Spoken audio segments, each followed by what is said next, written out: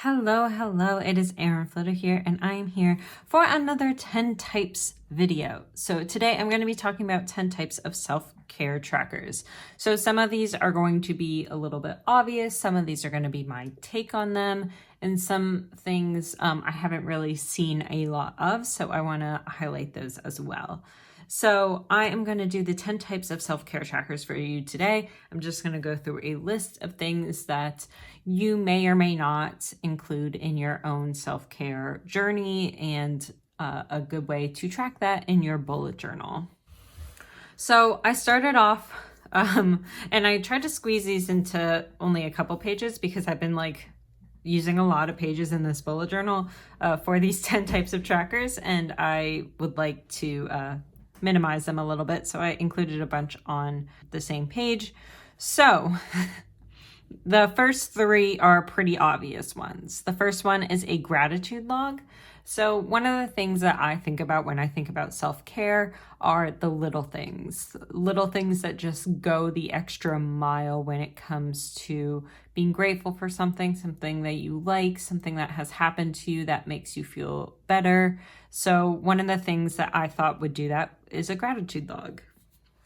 So I'm just putting a couple down each day, but what you can do is do a whole spread, kind of like how I do for my daily summary page, where you have a list of things for every single day. But I thought I would just list a couple. So for example, I'm grateful for all green lights on the way to work. So this is something that is such a small detail that could be in your life, but it gets you to work early. You get to just relax and sit down with a cup of coffee. It can be just having a cup of coffee in the morning. So some little thing in your life that you were grateful for. Malia greeted me when I came home and peed herself.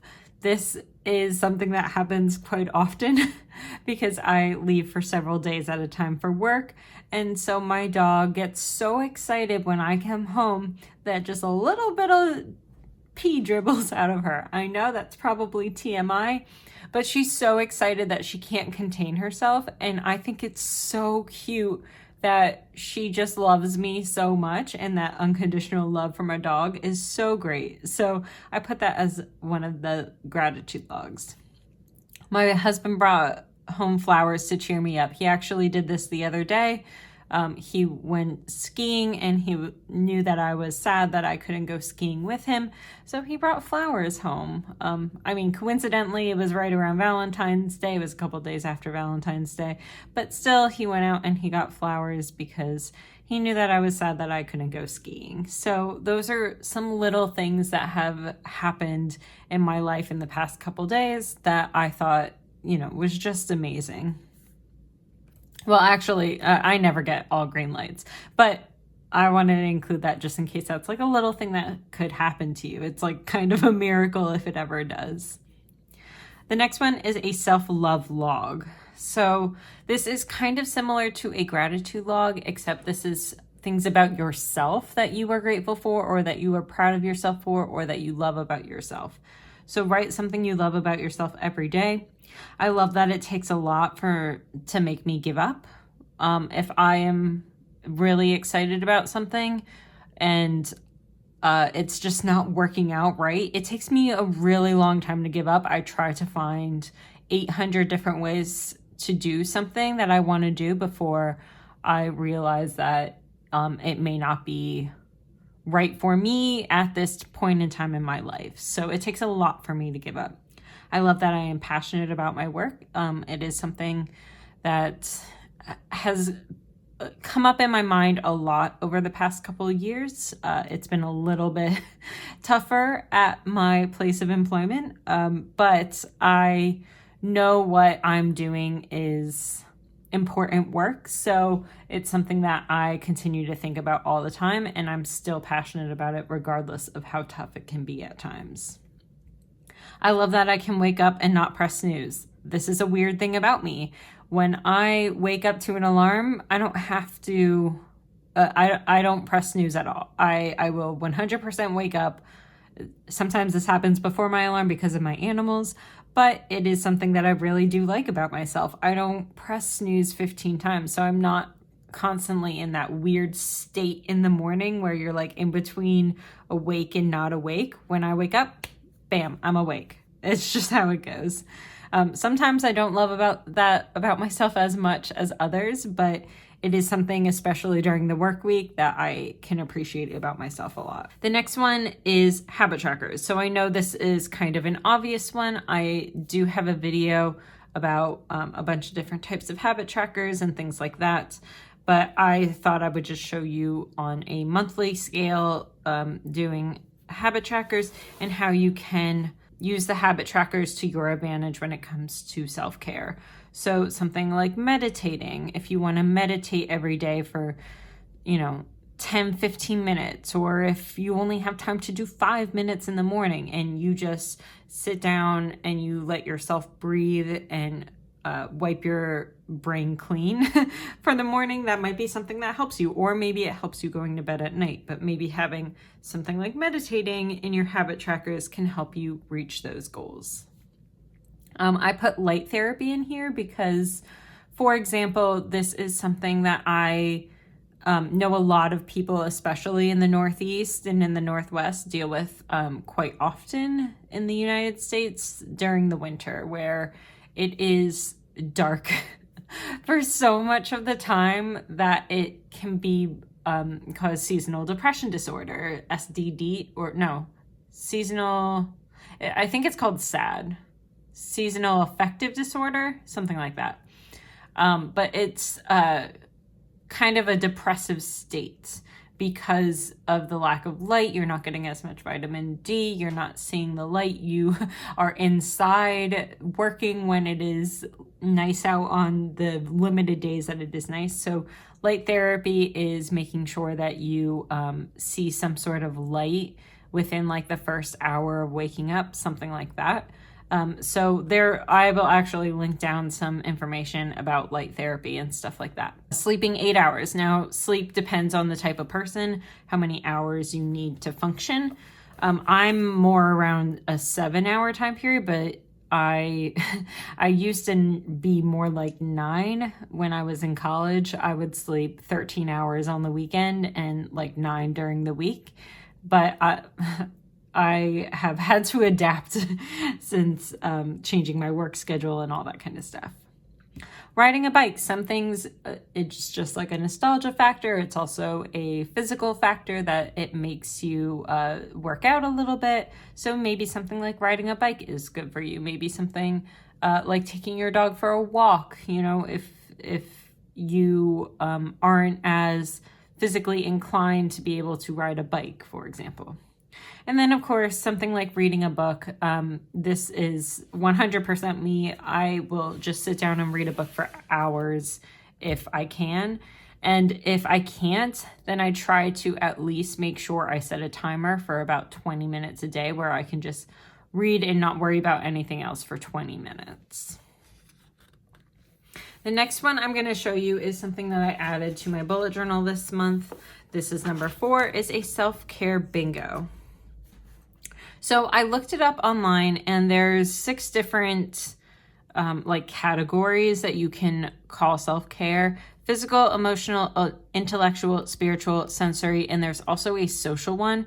I didn't include the social one in the self-care bingo, mostly because I am an introvert. So social situations make me anxious, and so I don't consider that so much self-care.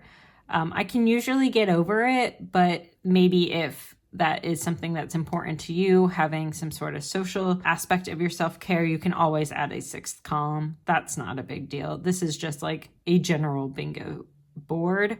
And the goal of this is actually to get a blackout. So if I were only doing the 5 across, 5 down, 5 diagonal, something like that, that would be another story. But my goal in this self-care bingo is to actually get a blackout for this. I know it's kind of late in the month, but a lot of things on here are pretty easy for me and things that I do regularly. So I thought that this would be fine to do in the last 2 weeks of the month. So under physical, for example, I have included some that have very strict things on them, like 30 minutes of yoga. Usually I can get through about 15 minutes of yoga before my mind wanders. So I would like to do 30 minutes of yoga where it is just yoga. Same thing with meditation. Usually I can get 10, 15 minutes in and then my mind will start to wander. So I want to be diligently thinking about it. So here are some self-care bingo items: 30 minutes yoga, bike at the gym, book a massage, curl up with my animals, take a 40-minute nap. That is under my physical. For my emotional, I have 30 minutes of meditation, paint a canvas, take the dog to the dog park, curl up with hot cocoa, and a therapy appointment. So this can be through an app or something like that. Or it can just be, self-therapy or with a friend. You can do a therapy appointment with a friend where you just like talk about things that are going maybe not so great. And a lot of these have like crossovers, but these are like the things that I put them in. So whatever. Intellectual, read a book, complete a Duolingo section. So that is learning another language. Listen to Star Talk podcast. I Googled some fairly interesting intellectual types of podcasts where they talk about very specific things. And this Star Talk one has a lot to do with science and stuff like that. And so I think that will really stimulate me intellectually, and I will like to listen to that podcast. I have not listened to it yet, so I'm interested to see how this goes. Watch a docuseries, so this can be on Netflix or, Hulu. There's a ton of different areas, YouTube, where you can watch a docuseries that you're interested in. Work on a puzzle. Puzzles are my thing. I love puzzles. So spiritual, donate $10 to charity. This is something that I've done this already this month, but this is something that any sort of passion project you may have, and you can change the amount. If you don't have $10 to spare, maybe you have $5 to spare to donate to a charity, to give to someone that is homeless or a food bank or something like that. Go to the park, have a meatless meal, FaceTime with my nephew. My nephew is so cute.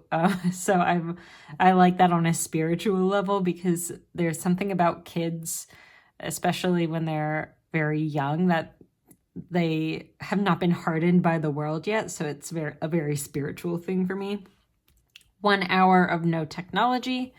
For sensory, burn my favorite candle. So that is scent. Listen to movie soundtracks. I did that a lot in college. The Harry Potter soundtracks were my soundtrack when it came to studying for tests. So listening to movie soundtracks for listening. Lay under a weighted blanket. That is more of a feel because of the weight that is on top of you. 10 minutes of light therapy. Again, this I discussed this with the habit tracker, but this is for any seasonal disorder, and that is for sight. And then eat a piece of chocolate, of course, for taste. So self-care bingo is a great one, and something that I'm doing. When I am done with each of these, I will put the color around the corners of each of these blocks, and I'm not going to completely cover it, just around the corners to mark that I had done that. Okay, so number 5 is doodle your happy time. So you can do this either in doodling, or if doodling isn't your thing, you can always print out pictures or print out things from the internet or something like that to denote your happy times. So playing fetch with Malia, finish The Office with Tyler, for example. Those can be just 2 little happy times. This is kind of in line with the gratitude log, but a way to doodle it or put pictures to it as well. And then you can also do this with any sort of memory keeping spread. If you have like an HP Sprocket or something like that, you can print out pictures from your phone and just journaling that into your bullet journal. Adding time through a daily schedule. So you see that I have my daily schedule over here and a task list over here. So if this is my daily page on my bullet journal, then setting an alarm to walk outside on the bridge, for example, is a method of scheduling your self-care. So I know when it comes time to doing the habit trackers or something else like that, you can make a lot of excuses. And sometimes it helps to schedule an alarm in your phone to say, oh, at this time I am doing this and nothing else is going to stop me. Or I am doing this for this amount of time. For example, when I read for 20 minutes, I'll set a timer for 20 minutes on my phone and really just dedicate myself to that activity for 20 minutes and not let anything else bother me. And then going outside to walk on the bridge, this is actually something that I do at work occasionally, not so much in the winter, but my work is close to the Brooklyn Bridge in New York City. So there are times where I will walk the bridge for lunch. It's like an hour situation going to and from, and it's a very nice and calming effect when you can just walk outside on the bridge and just take in the sights and get the fresh air. So the next one is something that may be for you, may not be for you. Doing some sort of makeup, skincare, or like some sort of curly girl routine, something that is taking care of parts of your body. Especially in the winter, I know that our skin gets abused. And so maybe doing some sort of skincare routine and marking it in your bullet journal might help throughout the winter. For example, this is just one that I found online that is going through different steps that you may take, getting ready in the morning with your skincare routine and stuff like that. So this is all of the skincare, and then makeup. You can also do one for curly girl. I know that Cindy Guntrabaldo has a curly girl routine, and she's done it in her bullet journal several times. And so that's all about focusing on one area of your body that can be healthier through something like skincare. Maybe makeup's not your thing, but maybe doing moisturizers and stuff is. And then you can also do this on a monthly basis. So I have all of the items listed over here, and then on top, steps 1 through 10, and then days 1 through 28, and you can just mark off with a little circle. I use my mild liner for this, which ones you have done that day and which you haven't. So it's another form of a habit tracker, but specifically for skincare and things like that. So my 8th one is a declutter log. So one of the things that I like to do every once in a while is declutter my house. I don't like calling this a cleaning tracker because it's not something that I want to do in-depth cleaning on. It is something that having clutter around my house makes me feel like my brain is cluttered also. So just going around each room and listing a couple things to pick up would be nice. So doing the living room, dog toys, we just have dog toys everywhere. And then the fluff from those dog toys because my dog rips them open. We drink sparkling water, so having the cans on our coffee table, having the coasters thrown all about on different tables, doing the sink, making sure the dishes are out of the sink, my office, putting pens away, arranging stickers, all of my packaging materials, instead of having them out and about, putting them in a closet.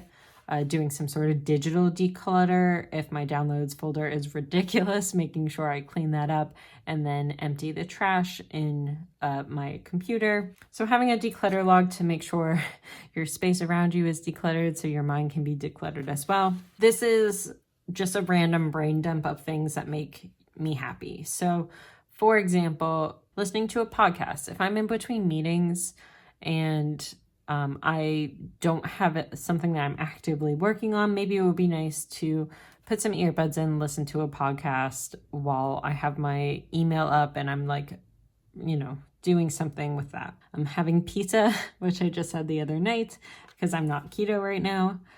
Harry Potter, like I said, I love listening to the Harry Potter soundtracks and all that kind of stuff. So that is a nice type of list, and you can do stuff with doodles, or you can print out pictures and just have a reference point on things that make you happy, because if there's ever a time where you're like, well, what should I do right now? Maybe you can reference that list and do one of those things. So that is number 9. And then the last one that I want to show you is something that I do every couple months, where I have a mood tracker, and it is something that I letter. So the reason why I do it this way a lot of times and not some of the other ways I've done it in the past, for example, this month I am just doing colors. So you have 3 different colors, and the best kind of day, the okayest kind of day, and then the worst kind of day. And then I color in that section for that day of the month. But sometimes I like to do it this way because it not only makes me a better letterer, but I feel like it allows me to put a little frustration into my notebook, or a little bit of excitement into my notebook, because you can see that there's times where if I'm overwhelmed, I'll just write it down. If I'm upset, I'll just write it down. But if I feel like I can't control my life and it's chaos, maybe that's a larger type of lettering. And I just feel like being able to associate different types of lettering to different types of mood, it really helps me get a little bit of that type of emotion out and onto a page. And so I do this with painting also, but being able to vocalize your frustration and being able to put it onto a page. So you can do something like journaling, or you can do something like this mood lettering, or you can paint a canvas where, like, if you're mad, you're just doing like crazy paint strokes. But being able to creatively interpret your moods is something that I have felt has made me better manage my moods overall. So something like this is a great idea. Or having, if you're frustrated and instead of painting on a canvas with paint strokes, maybe you just have a blank page where you're like, this page is just going to be for what I'm feeling and how I need to deal with it. Maybe it's a nice cute doodle. Maybe it is a frustrated lettering. Maybe it is doing some doodles. Like the rest of this time, on good days, typically I would do other types of doodles. On not so good days, maybe that's not what I'm doing in this. Maybe it's just getting out my frustration. So just being able to journal or letter or do something in your notebook, just having a blank slate to do it in. I'm doing this again in my March setup, where I just have a mood lettering page and I just have free reign to do whatever I want to that page. And so I don't know, it's worked out for me. So I thought I would bring it up in this type of setting for self-care, because I feel like this has done a lot for my self-care, just being able to track my moods and to be able to letter it in a way that really gets my mood across and really helps me organize my feelings around those moods. So those are my 10 types of spreads for self-care. I hope you guys got something out of this video. So we'll have a conversation down in the comments below. And thank you guys so much for watching. You can like and subscribe to this video. Well, subscribe to my channel, like this video, to show me that you guys like this type of content, because that is the main metric in which I make my decisions based on the videos on this channel. So if you like this video, please like it and subscribe to my channel. And then I will see you on Wednesday, because Monday we will not be having a video because that is exclusive to my patrons. So Wednesday we will have my stationery showdown, which is going to be a big old video, and it's going to be a lot of fun, and it's going to explain all the types of polls and matchups we're doing in March. So I'm really excited about that. So tune in on Wednesday, and thank you guys so much for joining me, and I will see you next time. Bye everyone.